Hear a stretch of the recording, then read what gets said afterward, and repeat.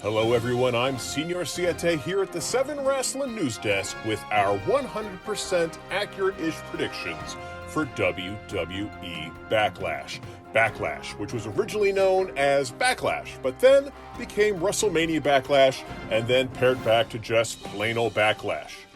It remains to be seen if next year it'll be cut back to just Lash or perhaps just Back, but for now, let's get you ready for this year's Backlash. Now, before we jump into our picks, if you enjoy this content, please do us a favor and like the video and subscribe to the channel. The Bloodline versus Sami Zayn, Kevin Owens, and Matt Riddle.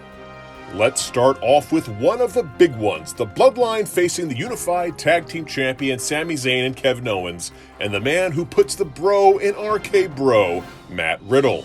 The Usos are in a free fall, having lost their tag team titles at WrestleMania and then the subsequent rematch a few weeks later on SmackDown. Roman Reigns is furious, or so we assume. He's so rarely on our television sets, how could we possibly know? But no titles are on the line in this match. Nobody really looks too bad when they lose a 6-man tag. So the only purpose this match serves is to advance the Bloodline storyline. I'm thinking if they're hoping to milk this for as long as possible, the Usos need a win here to get back into the Tribal Chief's good graces. And a loss here doesn't hurt Sami or Kevin, and they clearly don't have an issue with Riddle losing. How confident am I with this pick? Not very. Let's give it a 3 out of 10. Bianca Belair versus Iyo Sky, Raw Women's Championship. The EST of WWE has reached an interesting point in her reign where she doesn't have a feud of her own. She's just going to be used to get other people's feuds over. Kind of like The Rock in 2000 where he had a triple threat match against Triple H and Kurt Angle at SummerSlam. The only purpose of that was to advance their feud. And then he had a random fatal 4-way against Kane, The Undertaker, and Chris Benoit at Unforgiven. Anyhow, to get to the point, the whole purpose of this match is to create more dissension within Damage Control, likely with Bayley somehow costing Iyo Sky the match. There is an outside chance that Iyo could pull off the win so we'd get to see how Bayley deals with one of her sidekicks holding the women's title, but that seems pretty unlikely to me. I'm saying the EST will WIN, and I'll give that an 8 out of 10 on the confidence meter. Austin Theory versus Bobby Lashley versus Bronson Reed, United States Championship. Speaking of champions being used to heighten other people's feuds, this is the classic 3-way title defense where the champion is shoehorned into somebody else's feud, and the champion gets to win and continue their reign while the duo gets to move on with their program. So, Austin Theory steals a victory and then continues on with this snoozer of a title reign. And before we move on from Mr. Theory, holy cow, what a waste of John Cena that WrestleMania match was. Does anybody like Theory more now? Does anybody like Theory any less now? Is he just gonna be one of those superstars that is perpetually on our TV screens despite never showing an ounce of character growth or crowd interest? Can we just put him in a stable with Happy King Baron Constable Corbin and former Marine, former Sassy Southern Belle, current Snooze Fest Lacey Evans and call the trio, I don't know, Degeneration Meh? Too far? I'm sorry. Let's move on. Rhea Ripley versus Vega, SmackDown Women's Championship. Have you heard that WWE is trying to make it legal to bet on professional wrestling? Well, if they ever figure it out, I'd put my money on a match like this. Rhea Ripley is on the streak of a lifetime, having just won the Royal Rumble from Spot 1, and then winning the SmackDown Women's title in probably the best women's match in WrestleMania history against Charlotte Flair. And she's facing Zelina Vega. Yeah, Zelina, she's got some moves, but she's way better as a manager, Vega. Zelina, I suffer from a case of Alexa Bliss-itis where I'm so teeny that I never seem like a legitimate threat, Vega. Zelina, I'm part of the Latino World Order who has won next to nothing since being formed, Vega. The only thing, and I mean the only thing that makes me think she has a snowball's chance in Puerto Rico of winning is the fact that the match is actually taking place in Puerto Rico. But even that's not enough. Ripley takes this match easily. How confident am I? 10 out of 10. Omos versus Seth Rollins.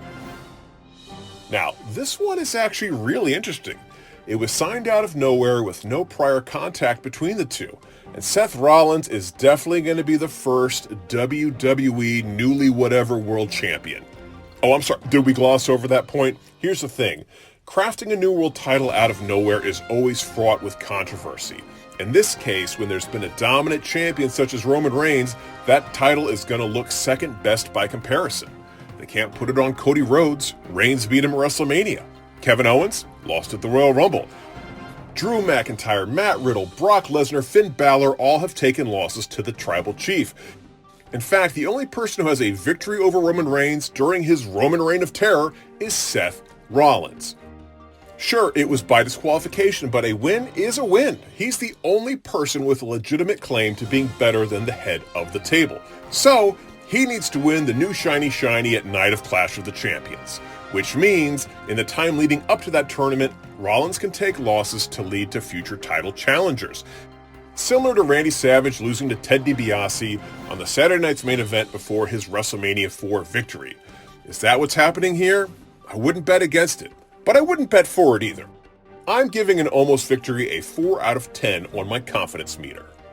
Cody Rhodes versus Brock Lesnar. And on the other end of the spectrum, we have the roller coaster squaring off against the next big beast, Brock Lesnar. And in my book, Cody can absolutely not win the new WWE Championship. In fact, it's a bad look for him to even contend for it. I know what you're thinking. Señor Siete. Cody's on Raw, while Roman Reigns is on SmackDown. That's right, but there's always MacGuffins that allow you to cross over, like Money in the Bank, or win at the Royal Rumble, or, they just feel like it. And Cody's story needs to end with Roman Reigns. Otherwise, he will look like a chump. And with the boost in live attendance, you don't want Cody to look like a chump. For Cody to win, or even compete for the new title, devalues his pursuit of Reigns and even devalues that title. Like I said before, give the belt to Rollins as he has the best claim over Reigns. So what about Cody? Honestly, Cody needs to be taken out of the picture. He needs a storyline reason to not compete for that belt. And that reason is Brock Lesnar. Either Lesnar lays him out with injury or their feud is so intense that Cody is too busy to enter that tournament. With Brock's spotty attendance record, I'm putting my money on the injury angle. So either Cody beats the Beast and then is immediately laid out that night or the next night on Raw, or Lesnar just crushes Cody like a bug. However, to keep Cody strong, I think he picks up the win here. How confident am I? Not very. Let's say 4 out of 10. The main event. And in the main event, the head of the table, the needle mover, the tribal chief, the man who has held championship gold for nearly 1,000 consecutive days, Roman Reigns will defend his unified championship against... nobody. He's not even on the show. Nobody has even mentioned that they want to be the next contender. If I were a wrestler, I'd do that. If the world champion was just kind of sitting around without a feud, I'd be like, hey, I like to wrestle. That's weird. You think someone would step up and try to take that shot? Anyhow, our main event is Bad Bunny against his former tag team partner Damian Priest in a San Juan street fight. Ooh, what's a San Juan street fight? How is that different than any other street fight? Well, here's the secret. It's not at all. Okay, so let's do the math. We've got one of the biggest superstars in the music industry who is hosting the entire show in his home country. And he is squaring off against someone who loses all the time, who is a part of a faction that loses all the time. And it's a street fight where there can be all kinds of shenanigans from the LWO and Judgment Day to carry the in-ring load. Yeah, Bunny's going to take this one easily. So easily. How confident am I in this? Let's give it a 9 out of 10. Well, those are our 100% accurate-ish picks for Backlash. Do you agree? Do you disagree? If so, let us know in the comment section below. If you enjoyed this, please like the video, subscribe to the channel, and press the notification bell. Until next time, I'm Señor Siete at the 7 Wrestling News Desk saying, bye-bye.